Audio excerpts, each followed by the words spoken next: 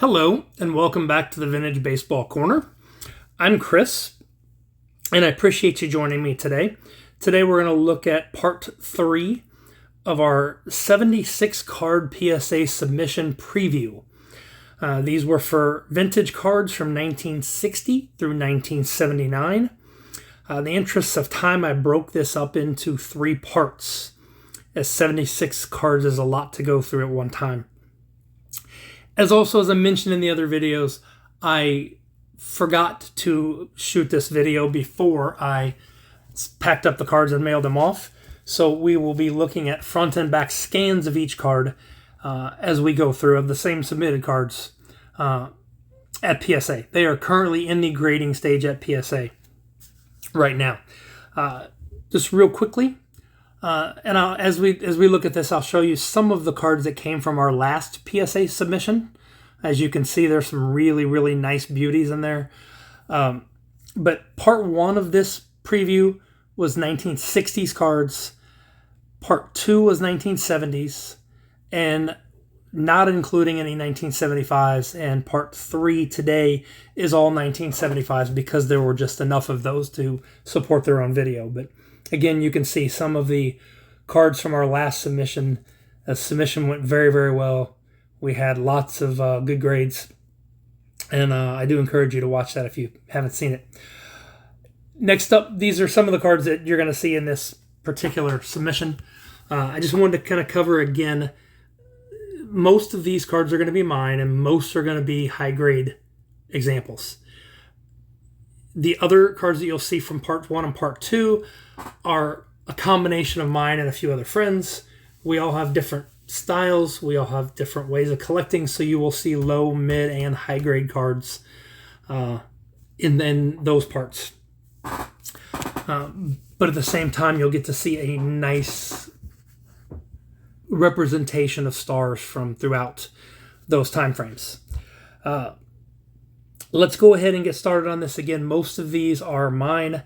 The first 4 you see here are going to be Richards, which we'll cover here in just a second. The 75, the mini Foster that you see is the only mini of the group. All the rest are full-size tops. So we're going to move on. Let's start off with the 74 Highlights number 1 card in the set. Hank Aaron breaks the homer mark. This one is a top to bottom 70-30, which does qualify us for an 8. It's on the outer reaches of what an 8 will qualify for. However, it could get us there. That won't be the limiting factor. On this one, I've got down that expect a 7, hope for an 8. It's a nice sharp card. Obviously, it's got a few little minor flaws here and there, but that's why it's not a 9 or a 10. Nonetheless, still a very, very nice card. Carl Yastrzemski. Again, nice card, pretty well centered, not perfect. Left to right at the bottom there, 63-37. It's got just an ever so slight tilt to it with that inner border. I still think we are looking at an 8 here. I don't know that this card's going to be able to get us to a 9, but it's really sharp. I could see an 8, 8.5, and on a good day, a 9 is certainly possible. Next up, really nice looking Brooks Robinson. The limiting factor here is certainly centering. The top-bottom centering is 73-27, which maxes at a 7 on the grade scale. So I don't think we're going to see higher than a 7, but I think we're going to see a 7 here. I really would be surprised. This is a nice-looking card if it shot in below that mark. So we're going to kind of figure that one for a 7 and move on forward. Next is the George Foster Mini. Again, it doesn't look mini on the screen, but it is a mini. It's a very, very nice, sharp card. I've got expect an 8, hope for a 9 here.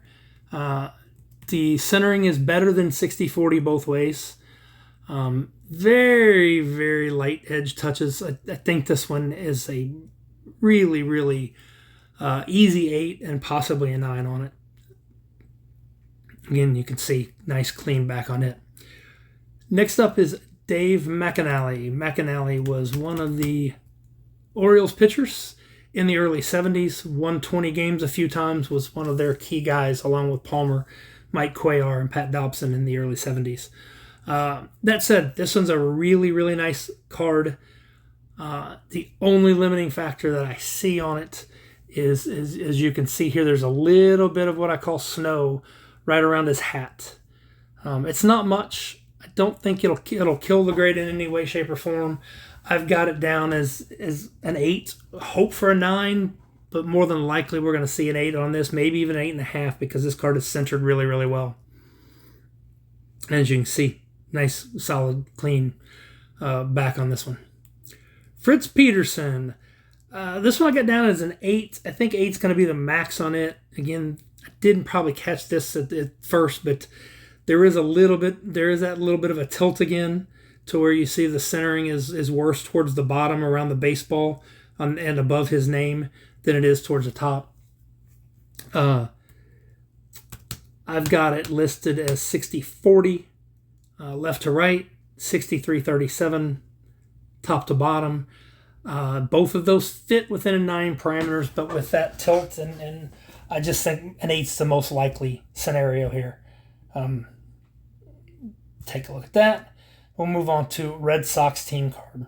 This is a beautiful card. It really is. I have an 8 in this card. I think this one has a chance to get a 9, so I went ahead and submitted it, figuring I could always sell the 8 if I get a 9 here. The left to right centering, again, for me, on a horizontally oriented card, I turn the card, so when I say left to right, I mean as the card is the way it's supposed to be viewed. That would be top to bottom on your screen as you're seeing it now. That left to right centering is 65-35, but that could fit within the parameters of a 9.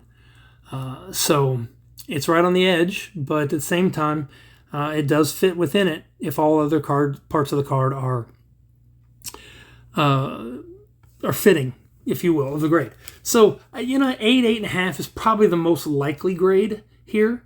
However, this card was sharp enough, I had to take a shot at it. The back centering is 83-17, I believe is what it measured, which is just fine for an 8 or a 9. You only need 90-10 on the back for a PSA, outside of a PSA 10. Next up is a Cardinals team card. One of the few cards that I have left to need for the PSA Hall of Fame registry. This one is interesting, and I'm a little bit confused on it. I had down that I thought an 8 was probably its max grade. The centering's not perfect, especially top to bottom as you turn the card and view it. I'm not sure what's going on the bottom here. There's some stuff showing on the bottom in that blue border that I don't remember seeing in the card. And I went back and looked. And so this is the PSA incoming scan of it. Now this card is still in a plastic sleeve. PSA scans incoming cards that way, but it's the same card. And I don't see that, whatever it is, dirt, smear, I'm not sure what it is on the picture there at the bottom. So I'm just keeping my fingers crossed that that's camera, sleeve, something else that caused that, because I don't recall seeing it to that degree. There's a fisheye in the R, I'm both showing you it's the same card, but the card wasn't in bad shape. But still, I thought an 8 was going to be the max, and that's what I'm still hoping for at this point. Next up, Elias Sosa. Again, got an 8 down here for this one, hoping for a 9. This is a nice looking card. Very typical, especially with the brown, the way it photographs and against a black background. You see the edges there, but that's just the cardboard edge. It's not really any kind of excess wear on the edge. It's a nice sharp card, and hopefully we'll see at least an 8 on it. And on the upside, you never know, might see a 9. Maximino Leon, Braves pitcher. This card's pretty nice. Again, it's got some what looks like scratches on the left. The PSA scans don't show that. I didn't remember seeing that, so I got to think that was either my initial crappy scan, a photo, taking a picture inside of a sleeve. I'm not sure on that one, so we'll have to wait and see. But again, on this one, everything's pretty clean. Get that little bit of a tilt. I've got a expect an 8 on it. I'd love to see an 8.5 or 9, but I'm not holding my breath for it. That might be a stretch, but nonetheless, still a pretty nice sharp card. And speaking of sharp cards, this Angel Manuel, this card can be fairly difficult to find in higher grade, especially centered, and this one is definitely that. So I have high hopes for this. I've got down an 8, 8.5 with a hope of a 9. It's just a really, really nice card, and I think that it's the best one I've seen. And I have this card in an 8. I have several other copies that I just picked up from time to time. This one is easily the best one that I have seen on it, so I think a 9 is a possibility here.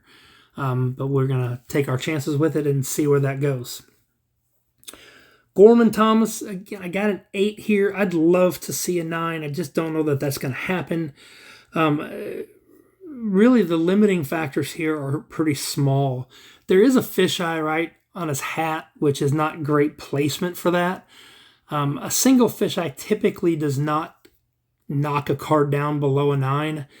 If it's on his nose, maybe, but I just don't know with that being on his hat if it's central enough that they're going to say eye appeal and knock it down to an 8. And I'd be okay with that if they did. Top left corner is showing just a little bit of a white on the tip, but the corner itself is still solid and intact. And the top right corner looks like it's got an issue, but that's actually just yellow ink from the printing. Kind of almost like the fisheye. It just happened to hit right there on the top edge, but that corner is actually very sharp and very, very nice. And you see there's the back of it. Good, nice, clean card. Nothing's going to hold us back here. And just in case you didn't know, the quiz here says, what was Mickey Mantle's uniform number? And the answer is 7. I'm guessing that's not going to be a surprise to anybody here. Next up, Cubs team card. This one, I think an 8's probably the likely scenario here. I could see it going 7, but I really felt comfortable enough with it. The card's centered well. It looks worse in this picture than it does in hand. All of the white that you see in the grass, that's actually in the photo in the grass. I don't know if they didn't mow that day and there were weeds or what the deal was. But I think an 8's probably the upper limit of this card. At the same time, I think it's got a pretty good shot at it. And I'm just going to pause for a second here, and something I never noticed in this card. If you look at this card, the top row, the very last person in the top row, which is towards the top of the card, left of the card there, has his face completely whited out. I'm hoping like hell that that's on all the Cubs team's cards. I have not noticed that until right now, and I'm going to have to go back and look at that and see. None of these team cards have very good photo registration, just because I guess technology back then wasn't good enough to get that wide of a shot and get it that clearly. But that said, I'll look that up and see. Still, very nice card. I think the chances of it getting an 8 are at least 50-60% on it. I just don't know that it could climb much higher. Real quickly, I referenced earlier, our last PSA submission video is available. There were some really high grades. You saw some of them. I would encourage you to go back and check out that video when you have an opportunity. This is what the thumbnail looks like, or pretty close to it. I may have made a change, but a last-minute change. But check it out. It's a good video, especially if you like crispy 75s. That video is full of them. It's very nice. And then I wanted to also mention the video that I did on the 1975 MVP series. There's 24 cards in that series from 1951 to 1974, celebrating MVPs from both leagues. I show off all the graded cards that I have in this series, but I also talk a lot about some of the lesser-known MVPs and add some facts and some tidbits that I think you'll find interesting. I invite you to go back and take a look at that and leave a comment and tell me what you thought on that one. Now back to the cards. We're going to take a look at Bill Bonham of the Cubs, a pitcher. I like this card a lot. I did not submit it last time, and I went ahead and decided to go ahead and do it this time.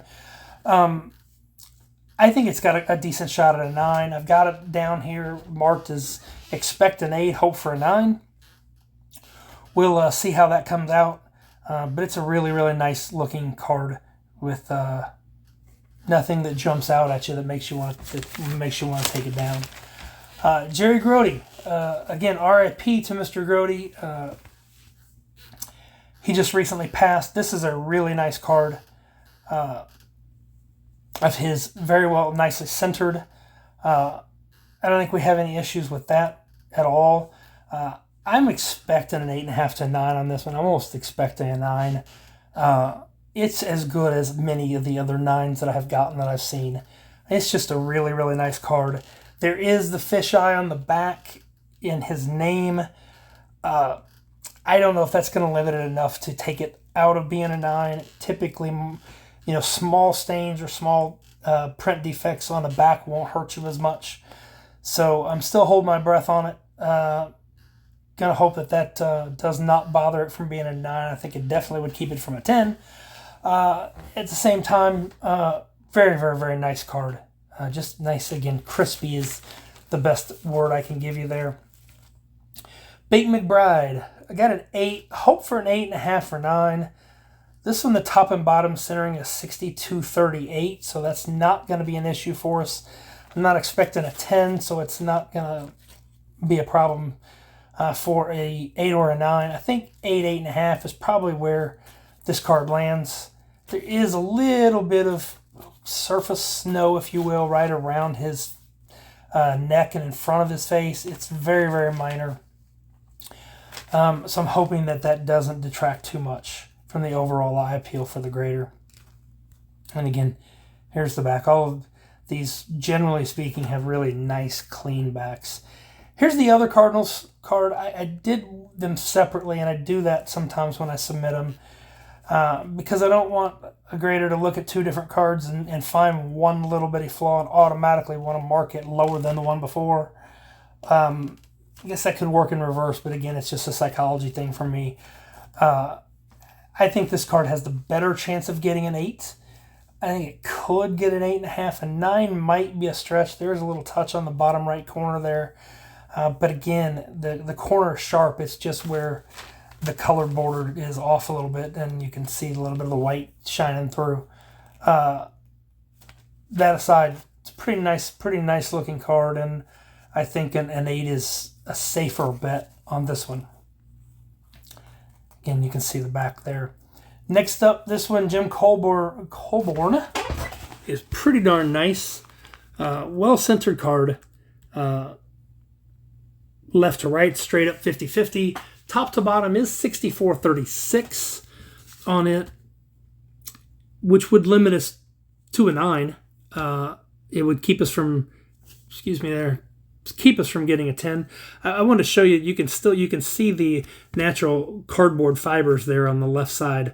That's good. It shows a natural edge. That's always something that the graders like to see, as long as it's not too heavy and uneven.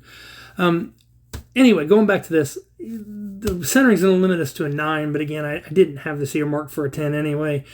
I think this is an 8.5 to possible 9 fairly easily. It could go 8, but to be honest with you, I'd expect better than an 8 here, and I typically try not to do that. This was just a really nice, sharp-looking card.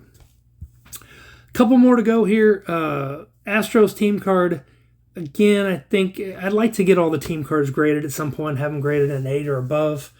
The centering it left to right, and there's a very slight tilt, I think could probably limit it to an 8. But theoretically, I mean, on a good day, I could see this hitting a 9. It's a nice, sharp card with just a couple of ticks. 8's the most likely landing spot on it, though, on that one.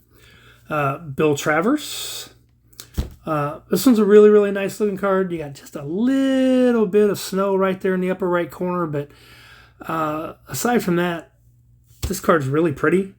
Colors are great. The centering is great. I'm looking at, anywhere from an 8 to a 9 on this one. I'm hoping for a 9. I could see an 8, 8.5, especially if they if that's centering, or not centering, but the surface in that light snow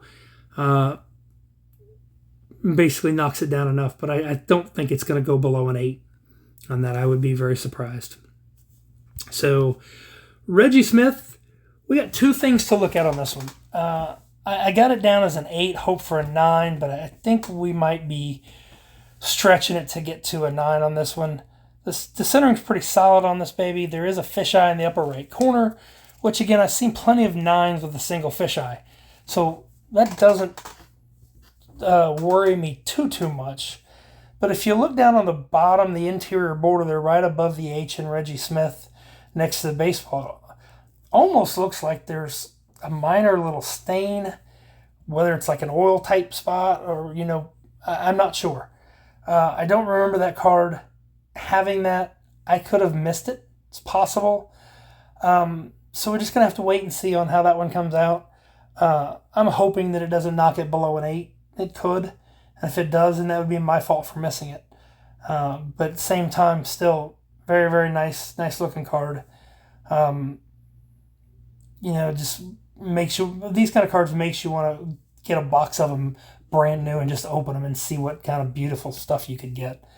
But I know that's a pricey venture these days. Last 2 cards. Jose Cruz. Really nice looking card. Centering is better than 60-40 all the way around. It's closer to 55-45. I like this card. I think it's got a halfway decent chance at getting a 9. But I put down to expect an 8 and see where we go from there. I just think it's got a shot. It's a very, very sharp looking card there. And the last card that I want to talk about today is this Indians team card. This is the other of the Hall of Fame registry team cards that I am lacking. This one's going to be a stretch. I took a $15 shot on this. I think it could get an 8. In general, it's a very, very nice looking card. It's one of the better ones that I've seen personally. They're very difficult to find in high grade. Upper left corner on your screen got just enough that where the borders start to show below the color. I don't know how they're going to view that. How bad they're going to hit that one corner. It's not soft. It's not frayed. It's not any of that. In fact, let me just see if we can get it. But it's got a little extra of the white on there, while the corner itself is still pretty good, solid shape. That said, the other thing on this one is in the bottom, on the bottom of the card, in kind of almost to an arc in between the first couple players, there's the only way I can describe it is an unevenness to the surface. I've looked at this thing 100 different times in different light, different angles. Sometimes I can't see it at all. Sometimes I see it, and I know it's there, and I still don't see it readily unless I catch it at the right angle. There have been times I've looked at it and said, that's a wrinkle. That's a surface wrinkle. Other times I've looked at it and just said, no, that's just the way the surface is and the way the surface is printed. And it's not a big issue. Again, I think the max on this card is an 8. I could see it getting knocked down to a 7. And I could see on the right or wrong day, I guess you could say, a grader looking at that and seeing that as a not a crease but a wrinkle, because it's definitely light on the surface, and knocking it down to as low as a 4. It was worth a $15 shot to me. I love to submit cards that I'm confident are 8s and have chances to get 9s, but they can't all be that way, and sometimes you just got to take a shot and a chance, because a true PSA 8 in this card is not cheap. All right, that said, that's all of the cards. I wanted to just go a couple of different things. My general expectations, like I mentioned, is I generally try to stick to submitting cards that I'm confident will get 8s and have some upside with it. If you look at the other PSA Reveal video that we did, you'll see what I mean with that. It was a very successful submission. There's 23 of these cards. A couple of them we know are going to get 7s early on towards the top. especially the not the Yastrzemski, but Brooks Robinson with the centering.